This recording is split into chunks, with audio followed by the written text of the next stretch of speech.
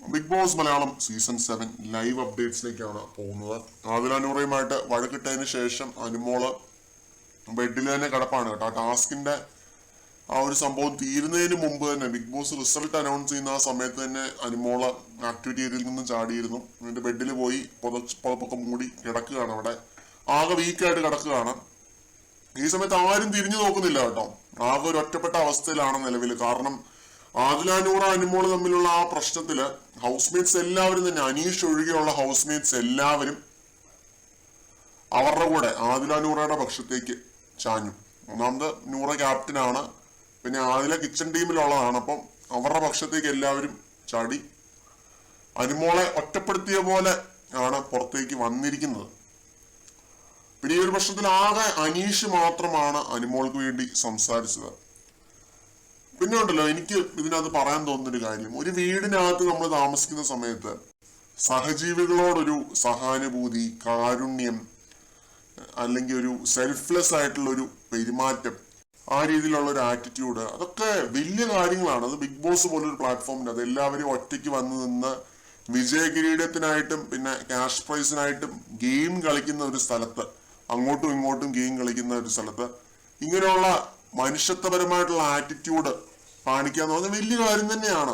അത് ഹ്യൂമാനിറ്റി എന്നൊക്കെ പറഞ്ഞ് വെറുതെ 100 തവണ പറഞ്ഞുകൊണ്ട് നടന്ന സമയത്ത് അതിന്റെ ഒരു വാല്യൂ നഷ്ടപ്പെടുന്ന പോലെയൊക്കെ എനിക്ക് ഫീൽ ചെയ്തിട്ടുണ്ട്. പക്ഷെ ഇപ്പോഴാണ് ശരിക്കുള്ള ഹ്യൂമാനിറ്റി ഞാൻ കണ്ടത്. ഇപ്പൊ ലൈവിനകത്ത് നടന്നൊരു സംഭവമാണ്.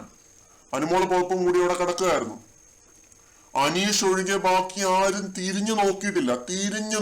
ഇത്രയും ദിവസം വെണ്ണില കൊമ്പിലെ രാപ്പാടി, പിന്നെ വലിയ പട്ടായ ഗേൾസ്, പട്ടായക്ക് ട്രിപ്പ് പോകാൻ നിൽക്കുന്ന ഗേൾസ്, വലിയ സുഹൃത്തുക്കള്, എന്തൊക്കെയാണ് നമ്മൾ കണ്ടത്. ഇവരാരും തിരിഞ്ഞു നോക്കുന്നില്ല. അനുമോളെ ഇവരാരും തിരിഞ്ഞു നോക്കുന്നില്ല. ആ ബെഡിൽ കിടക്കുകയാണ്.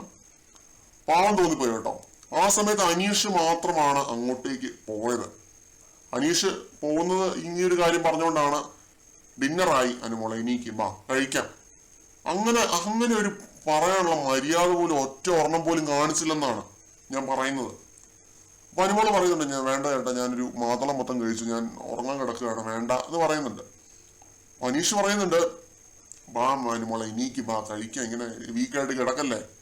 അനുമോൾ എണീക്കുന്നില്ല, ഞാൻ കിടന്നോളാന്ന് പറയുന്നുണ്ട്. അപ്പൊ അനീഷ് പറയുകയാണ്, ഒരു പ്ലേറ്റിനകത്ത് ഇച്ചിരി ചോറ് ഞാൻ എടുത്ത് മാറ്റി വെച്ചിട്ടുണ്ട്, വിശക്കുകയാണെങ്കിൽ അനുമോള് പോയിട്ട് കഴിക്കണമെന്ന്.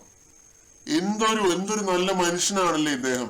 എന്തൊരു നല്ല മനുഷ്യനാണ് ഇദ്ദേഹം. പുറത്തും ഇങ്ങനെ തന്നെയാണെന്നാണ് എനിക്ക് തോന്നുന്നത്. അത് പുറത്ത് ഇങ്ങനെ തന്നെ ആയിരിക്കും. കാരണം ഇത് ഗെയിമിന് വേണ്ടി ഉണ്ടാക്കാൻ പറ്റുന്ന ഒരു കാര്യങ്ങളൊന്നും അല്ല ഇങ്ങനത്തെ ഒരു ആറ്റിറ്റ്യൂഡ് എന്ന് പറയുന്നത്. ഗെയിമിന് വേണ്ടി ഇതൊക്കെ ഉണ്ടാക്കാനായിരുന്നുണ്ടെങ്കിൽ കേറിക്ക് ആവാമായിരുന്നു. കേറിക്ക എന്താണ് ചെയ്തത്? കേറിക്ക മൈൻഡ് ആക്കുന്നില്ല, മനസ്സിലായില്ലേ? കേറിക്ക പോയിട്ട് ആരും അവിടെ മൈൻഡ് ആക്കുന്നില്ല. എനിക്ക് തോന്നുന്നു നെവിന്റെ അക്ബറിന്റെ ഒക്കെ ആ സെൽഫിഷ് ആറ്റിറ്റ്യൂഡ് തന്നെയാണ് നല്ലത്. അതുകൊണ്ടാണ് ഈ ആദിലേനെയും നൂറേനെയും ഒക്കെ എനിക്കിപ്പോ നെഗറ്റീവ് പറയേണ്ടി വരുന്നത്, മനസ്സിലായില്ലേ? ഇത്രയും ദിവസം വലിയ പട്ടായ ഗേൾസ്, ഭയങ്കര തിക്ക് ഫ്രണ്ട്സ്, എല്ലാ കാര്യത്തിലും എന്താ പറയാ, അങ്ങോട്ടും ഇങ്ങോട്ടും അഭിപ്രായങ്ങൾ ചോദിക്കുന്നു, പറയുന്നു, ഡിസ്കസ് ചെയ്യുന്നു, വൈബ്രന്റ് ആയിട്ട് സാരി ഉടുത്തോട് നടക്കുന്നു, എന്തൊക്കെയായിരുന്നു. പിന്നെ വെണ്ണില കൊമ്പിലെ രാപ്പാടി പാട്ട് പാടുന്ന സമയത്ത് 3-4 പേരും കൂടെ കെട്ടിപ്പിടിക്കുന്നു, എന്തൊക്കെയായിരുന്നു. എന്നിട്ട് ലാസ്റ്റ് ഇങ്ങനൊരു ഇഷ്യൂ വന്ന സമയത്ത് അവിടെ പോയി നോക്കാനായിട്ട് അനീഷ് മാത്രം. ഇവരെല്ലാരും കൂടെ ഗ്രൂപ്പ് കൂടി നിന്ന് ടാർഗറ്റ് ചെയ്തുകൊണ്ടിരുന്ന അനീഷ് മാത്രം. നിങ്ങളൊന്ന് ആലോചിച്ച് നോക്കി എങ്ങനെയൊക്കെയാണ് കളി മാറിയും പറഞ്ഞും വരുന്നത്. ഇതിനകത്ത് അനീഷിന്റെ ഒരു ഗെയിമുണ്ട്. ഇതിനകത്ത് അനീഷിന്റെ വളരെ കൃത്യമായിട്ടുള്ള ഒരു ഗെയിമുണ്ട്. അത് മനസ്സിലാവേണ്ടവർക്ക് മനസ്സിലാക്കിക്കോളും. ഞാൻ അതിനകത്ത് ശരിയും തെറ്റുമൊന്നും പറയുന്നില്ല. അത് വളരെ കൃത്യമായിട്ടുള്ള ഒരു ഗെയിം അനീഷിന് ഈ ഒരു കേസിനകത്തുണ്ട്. ബട്ട് മനുഷ്യത്വം എന്ന് പറയുന്നൊരു സാധനം ഉണ്ടല്ലോ, ആ മനുഷ്യത്വം തന്നെയാണ് അനീഷിന്റെ ഗെയിം. മനുഷ്യത്വമാണ് അനീഷിന്റെ ഏറ്റവും വലിയ ആയുധം. മനുഷ്യത്വമാണ് അനീഷിന്റെ ഏറ്റവും വലിയ സ്ട്രെങ്ത് എന്ന് പറയുന്നത്. അത് മുറുക്കെ പിടിച്ച് തന്നെയാണ് അനീഷ് ഈ ഒരു സീസൺ വിജയിക്കാൻ പോകുന്നതും. ഞാനത് തറപ്പിച്ച് വേണം എഴുതി ഒപ്പിട്ട് തരാം. കൂടുതൽ അപ്ഡേറ്റ്സുമായിട്ട് വീണ്ടും കാണാം.